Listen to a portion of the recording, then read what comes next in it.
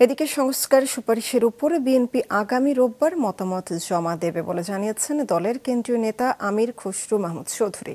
সকালে রাজধানীর গুলশানে দলটির প্রতিনিধি দলের সঙ্গে ইউরোপীয় ইউনিয়নের রাষ্ট্রদূত মাইকেল মিলারের বৈঠক শেষে ব্রিফিংয়ে তিনি একথা জানান।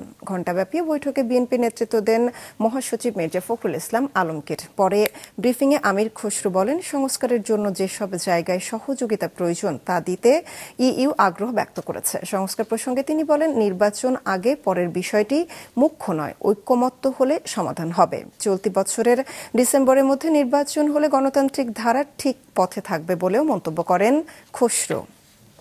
একটি সরকার ব্যতীত কোনো অ্যাডমিনিস্ট্রেশন সেটাকে সাপোর্ট দিয়ে, পুলিশ সাপোর্ট দিয়ে চালানো যায় না, সেটা তো আমরা এখনই লক্ষ্য করছি।